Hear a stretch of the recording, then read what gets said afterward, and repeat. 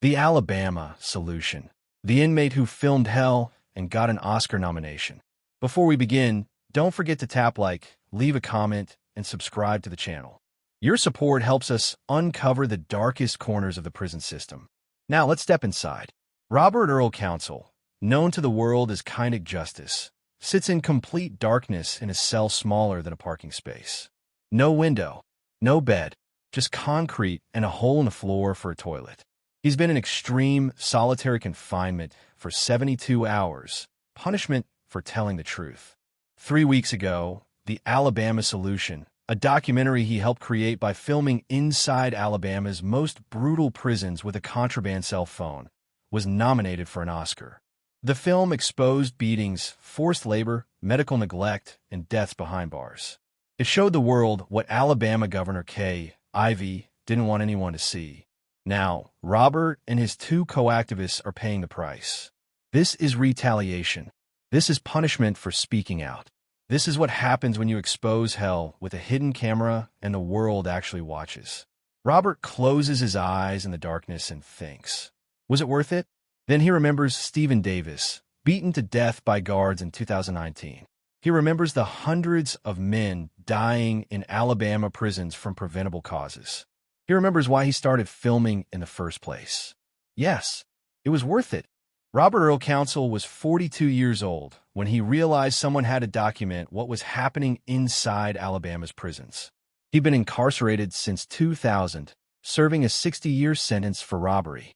18 years behind bars had shown him a system that the U.S. Department of Justice would later call the most violent and unconstitutional in the country. Inmates were dying, stabbed, beaten, neglected, overdosing on drugs that guards smuggled in. Medical care was non-existent. Food was rotten, violence was constant, and nobody on the outside knew because media wasn't allowed inside. That afternoon, Robert sat in the prison yard with 2 other inmates, Melvin Ray, a thoughtful man serving life for murder, and Raul Poole, a passionate activist serving 30 years. They'd co-founded the Free Alabama movement years earlier, organizing work strikes to protest forced labor. But protests weren't enough. They needed evidence. We need to show people what's really happening in here, Robert said. Not tell them. Show them. Melvin nodded. How? They don't let cameras in. Robert pulled out a small flip phone, contraband he'd bought from corrupt guard for $500. Then we'll do it ourselves. Using contraband cell phones was incredibly risky. If caught, they'd face years in solitary confinement, lose all privileges, and potentially face criminal charges. But Robert, Melvin, and Raul made a pact. They would film everything. Beatings, drug deals, medical neglect, deaths, forced labor, the truth. Robert started recording that night. Grainy footage of overcrowded cells, men sleeping on floors, toilets overflowing with sewage, rats running through dormitories. He filmed interviews with inmates describing abuse by guards.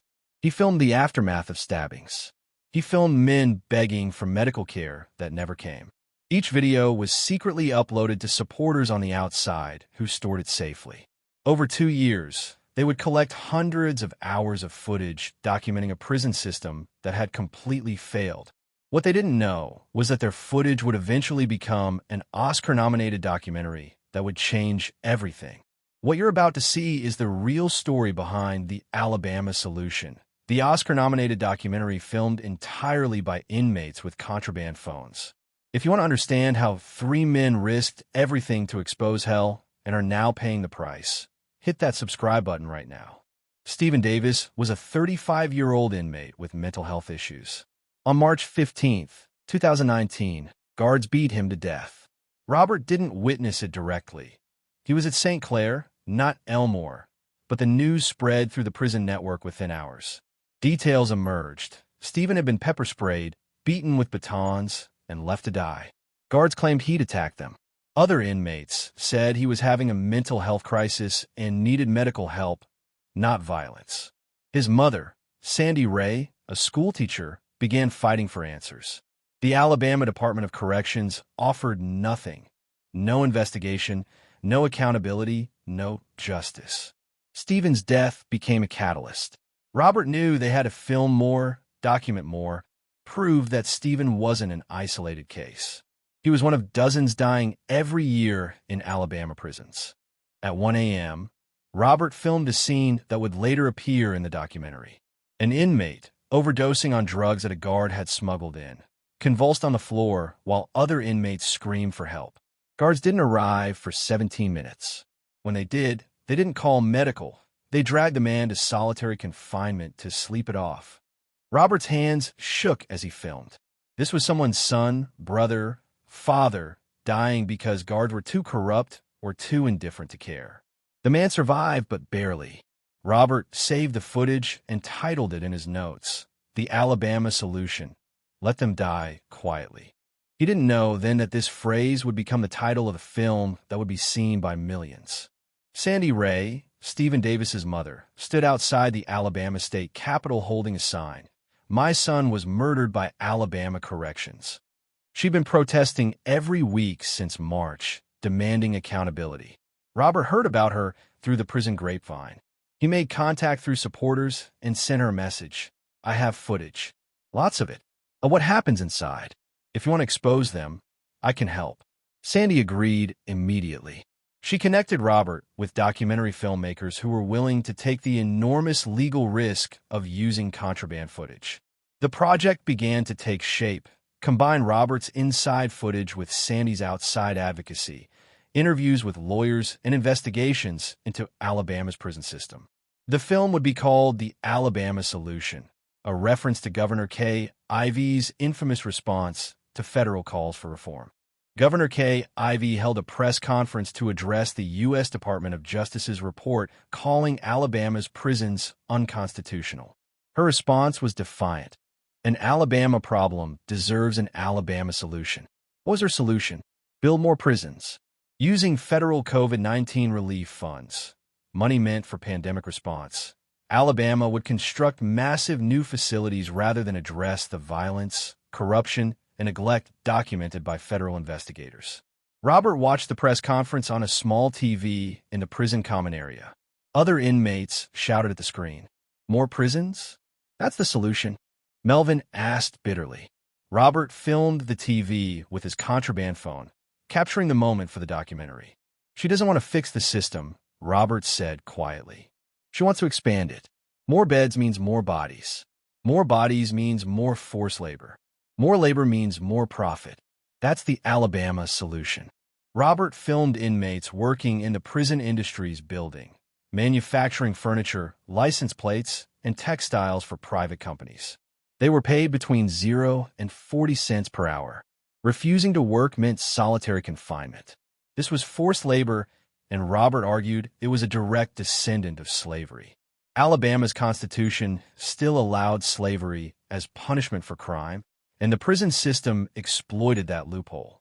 Robert interviewed an elderly inmate who'd been working in the furniture shop for 23 years. "I make office chairs that sell for $300 retail.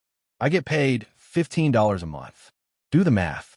That's slavery with a different name." The footage was devastating. It would become one of the most powerful sequences in the documentary. Robert was nearly caught. A guard conducting a surprise cell search found his hiding spot, a hollowed-out book where he kept his phone. Robert was in the shower when it happened. By the time he returned, the guard was holding the book, examining it. Robert's heart stopped, but the guard was lazy. He flipped through the pages, saw nothing obviously wrong, and tossed the book back on the shelf without checking inside thoroughly. The phone remained hidden. Robert realized how close he'd come to losing everything. The footage, the project, his freedom within prison. He told Melvin and Raul, "We need to upload everything more frequently. If they catch us, at least the footage will be safe on the outside." COVID-19 devastated Alabama prisons. Inmates were packed into dormitories with no social distancing, limited soap, and no masks. Medical care, already inadequate, collapsed completely. Robert filmed it all. Men coughing, begging for tests, being ignored by medical staff. Positive inmates were housed with negative inmates. Elderly and sick prisoners died preventable deaths. The Alabama Department of Corrections denied the severity of the outbreak publicly, while privately, inmates were dying by the dozens. Robert contracted COVID himself and nearly died. For 2 weeks, he lay in his bunk, feverish and struggling to breathe, wondering if he'd become another statistic. He survived, but 12 men in his unit didn't. He filmed their empty bunks and whispered their names into the camera. These men didn't have to die. Through a contraband smartphone, an upgrade from his flip phone, Robert participated in Zoom meetings with the documentary team. They discussed structure, narrative, and how to protect Robert and the other inmates. The filmmakers, experienced documentarians who'd worked on major projects, were blown away by the footage quality and courage. "You're risking your life for this," one filmmaker said. Robert replied, "I'm already serving 60 years. My life is already gone. But maybe this film can save someone else's." They decided to focus on 3 parallel stories: Robert's activism and footage, Sandy Ray's fight for justice for Stephen, and the systemic failures exposed by the U.S. Department of Justice. The film would be unflinching, brutal, and impossible to ignore. Robert, Melvin, Raul, and the Free Alabama movement organized a statewide work strike. Across multiple Alabama prisons, inmates refused to work in industries, kitchens, and maintenance. They demanded safer conditions, adequate medical care, and an end to forced labor. The strike lasted 9 days. The Alabama Department of Corrections responded with lockdowns, solitary confinement for organizers, and threats. But the strike generated national media attention. News outlets covered it. Human rights organizations issued statements. The documentary team filmed everything through Robert's phone: the planning, the execution, the retaliation. It was one of the largest prison strikes in Alabama history, and it proved that even behind bars, people could organize and resist. After the strike, conditions worsened. Retaliation was swift and brutal. Organizers were moved to solitary. Privileges were stripped. Random cell searches targeted activists. Robert filmed all of it. He also filmed something unexpected: moments of humanity. Inmates teaching each other to read. Men sharing commissary with those who had nothing. Chess games and poetry circles. Laughter despite the horror. "This film can't just be about suffering," Robert told Melvin. "It has to show who we are as people. Not just what's being done to us, but who we are despite it." Those scenes made it into the final documentary, providing crucial balance and depth. Sandy Ray won a major legal victory. The Alabama Attorney General's office was forced to release documents about Stephen Davis's death. The documents confirmed what inmates had said all along. Stephen was brutally beaten by guards, pepper-sprayed while restrained, and denied medical care. The guards involved were never criminally charged. Sandy's lawyer held a press conference, and the documentary team was there filming. Sandy looked directly into the camera and said, "My son was murdered. Alabama knows it, and they did nothing. This system is broken beyond repair." That footage became the emotional climax of the documentary. Robert knew retaliation was coming. "When this film drops, Alabama is going to come after us," he told Melvin and Raul. They discussed options. Some activists suggested transferring to federal custody or requesting protective custody. Robert refused. "We stay. We continue organizing. We don't hide." They prepared by documenting everything: every interaction with guards, every policy change, every threat. They wanted a record in case they disappeared in solitary or worse. Robert made a video message that was smuggled out and given to his lawyer. "If something happens to me after this film is released, it's retaliation. Tell everyone." The Alabama Solution premiered on HBO/Max. Within 24 hours, it was trending on social media. News outlets covered it. Human rights organizations issued statements. The United Nations Special Rapporteur on Torture called for an investigation into Alabama's prisons. The film was devastating, unflinching, and impossible to dismiss because it was filmed by the people living it. Reviews were overwhelmingly positive. Critics called it the most important documentary of the year and a searing indictment of the American prison system. Robert watched the premiere on a smuggled tablet with 50 other inmates crammed into a cell. When it ended, the room was silent. Then someone said, "You did it, man. The whole world just saw the truth." Robert smiled, but his stomach was tight with anxiety. The world had seen the truth. Now Alabama would respond. Governor Kay Ivey's office issued a statement calling the documentary biased, inaccurate, and filmed using illegal contraband. The Alabama Department of Corrections denied all allegations and threatened legal action against HBO.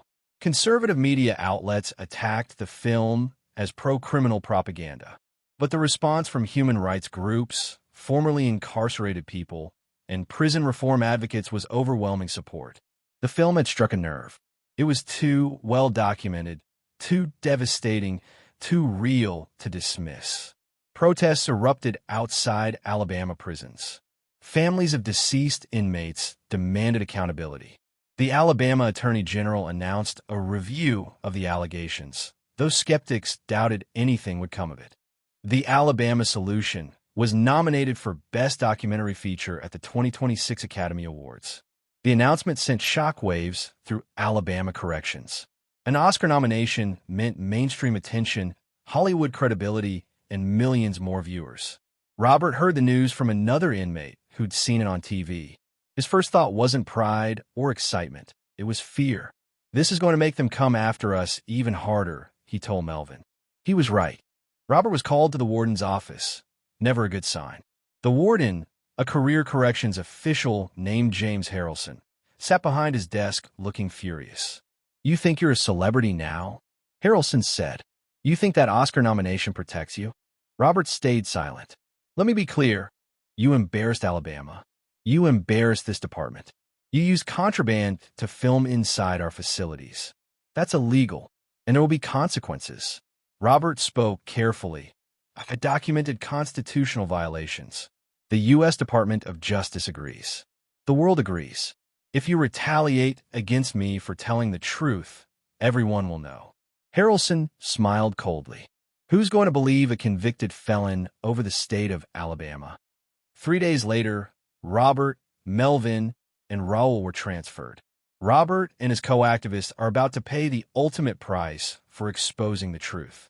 What Alabama does next will shock you. Hit that like button and subscribe because the ending of this story is still being written. At 6 a.m., without warning, guards shackled Robert, Melvin, and Raul and loaded them into a transport van. They were being transferred to Kilby Correctional Facility, Alabama's most notorious prison, home to death row and extreme solitary confinement units. The message was clear. This was punishment. During the 3-hour drive, Robert made eye contact with Melvin and Raul in the van. No words were spoken, but they understood. This was retaliation for the documentary. When they arrived at Kilby, they were processed separately and taken to different wings. Robert was escorted to the restrictive housing unit, solitary confinement. Robert's cell in extreme solitary was 6 feet by 9 feet with no window, no bed frame, and no human contact. A slot in the door for food trays. A hole in the floor for a toilet. Lights controlled from outside, kept on 23 hours a day to disrupt sleep. This was sensory deprivation, and the UN considers prolonged solitary confinement torture. Robert had been in solitary before, but never like this. This was designed to break him. He sat on the concrete floor and began counting. Counting breaths, counting minutes, counting days, anything to maintain his sanity.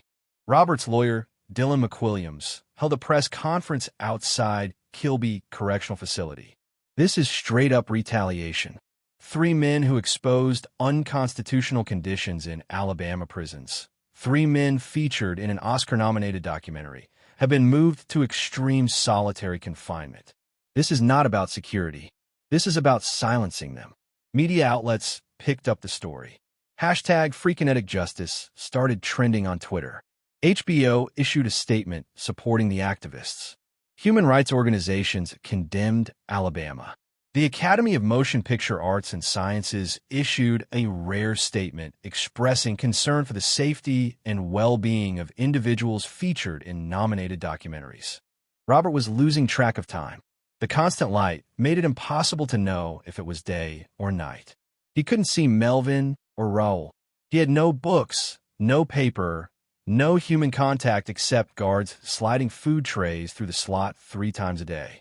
He began hallucinating, seeing shadows move, hearing voices that weren't there. This was what solitary confinement did to the human mind. He focused on memories, his mother's face, his childhood home, the moment he decided to start filming. He recited poetry he'd memorized. He did push-ups and sit-ups to stay physically active. He sang songs quietly to himself. Survival became moment to moment. Sandy Ray, Stephen Davis's mother and co-subject of the documentary, appeared on national news.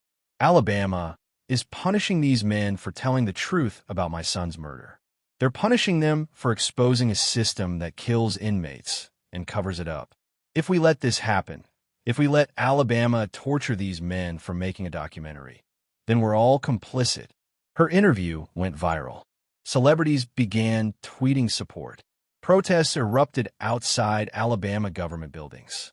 Governor Ivey's office remained silent. A Change.org petition demanding the release of Robert, Melvin, and Raul from solitary confinement reached 1 million signatures. The petition was delivered to Governor Ivey's office, the Alabama Department of Corrections, and the U.S. Department of Justice. Separately, 15 U.S. senators signed a letter calling for an investigation into potential retaliation. The pressure was mounting, but Alabama officials refused to comment publicly. Robert reached his breaking point at 2:30 a.m. on day 11.